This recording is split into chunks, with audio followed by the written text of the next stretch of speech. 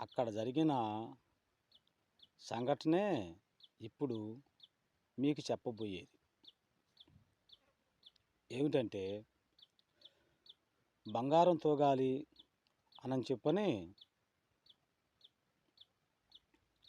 బంగారపు కొట్టు కాడికి, బెల్లం కొట్టు కాడికి పోయిండ్రు. పోయి అయ్యా బంగారం ఎంత కేజీ అని చెప్పని అడగటం జరిగింది. అమ్మ, బంగారం కేజీ 65 రూపాయలు అని చెప్పని అన్నాడు. అంటే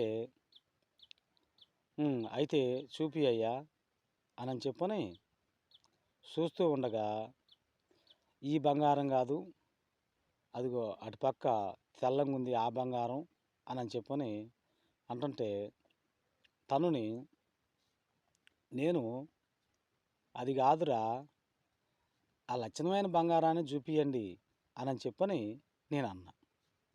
ఏంది నువ్వు అరే అంటున్నావేంది అని చెప్పని ఆ కొట్టు అతను అన్నాడు. అతనికి 25 సంవత్సరాలు ఉంటాయి, నాకు 46.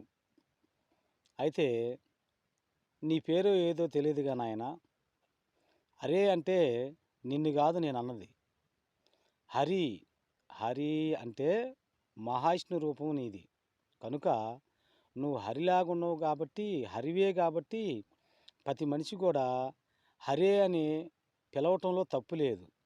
తప్పైన పదం ఏదో జాగ్రత్తగా తెలుసుకోండి, కానీ అరే అనే పదం తప్పు కాదు నాయన అని చెప్పని నేను అవతనకి చెప్పటం జరిగింది. అలాగ నా పెద్ద ఆయన అరే అంటే అదేదో మంచి మాట కాదని అన్నట్టుగా అన్నా. కనుక నేను అంత మహాత్ముణ్ణా, నేను హరిలాంటోన్నే అని చెప్పని అతను అన్నాడు. లేదయ్యా, ప్రతి మనిషి కూడా హరే, మహావిష్ణువే మనిషి. అందుకోసం కాబట్టే ప్రతి వారు కూడా ఏమంటుండ్రు, అరే ఇట్రారా అని చెప్పని నాన్న కొడుకుని పిలుస్తూ నాది కాదు పాపం అని చెప్పని అరుచుకుంటుండు. హరి అని చెప్పని తలిసి అతను జన్మరాజ్యం అవుతుండు. కనుక హరి అనే పదం చాలా మంచి పదమే. ఎవరు అయినా సరే అరే ఇదేంద్ర నాయన అని చెప్పని అన్నప్పుడు దాన్ని తప్పుగా తీసుకోగాకండి అని చెప్పని చెప్పటం జరిగింది. అతను కూడా చాలా సంతోషించి, ఈ పదంలో ఇంత రహస్యం ఉందా అని చెప్పని నాకు తెలియదు